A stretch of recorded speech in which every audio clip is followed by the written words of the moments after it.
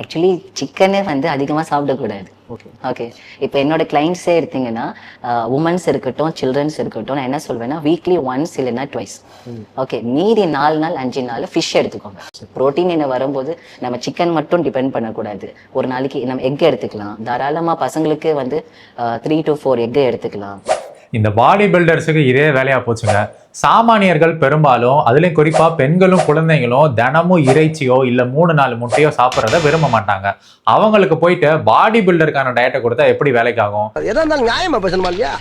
அப்போ இதெல்லாம் இல்லாம உங்களோட தினசரி புரத தேவைகளை எப்படி அடையலான்றதை தெரிஞ்சுக்கிறதுக்கு முன்னாடி நீங்க ஆரோக்கியமாகிறதுக்கு சுலபமான குறிப்புகள் கொடுக்கிற எண்ணெய் மறக்காம பின்தொடர்ந்துக்கோங்க. இவங்க சொல்ற கோழி மீன்ல 100 கிராமுக்கு தோராயமா 20 கிராம் புரதமும் முட்டையில 13 கிராம் புரதமும் இருக்கு. நல்லா கவனிச்சிங்கன்னா இதுல மாவுச்சத்தே கிடையாது. மாவுச்சத்தே இல்லாம வாழ்றதுக்கு நம்ம பழைய கற்கால மனிதர்களோ ஊனுணிகளோ இல்ல. மாவுச்சத்துக்கு சோறு, பயிறு, கொட்டை, விதை போன்ற உணவுகளை சாப்பிட்டு தான் ஆகணும்.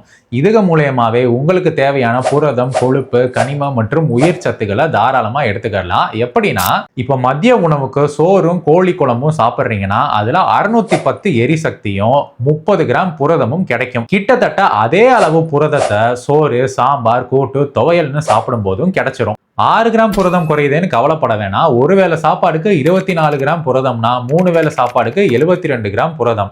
70 to 80 கிலோ சராசரி எடை இருக்கிற ஒரு நபர் தன்னோட உடலை ஆரோக்கியமாகவும் வலிமையாகவும் வச்சுக்கிறதுக்கு இந்த புரதம் போதுமானது.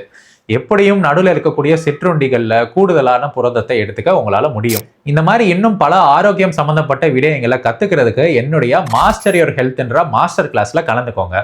குவாலிஃபிகேஷனே இல்லாம ஒரு சாமானியனுக்கு பாடி பில்டர்ஸ் டயட் டிப்ஸ் கொடுக்கறத பத்தி நீங்க என்ன நினைக்கிறீங்கன்னு கமெண்ட்ஸ்ல சொல்லுங்க.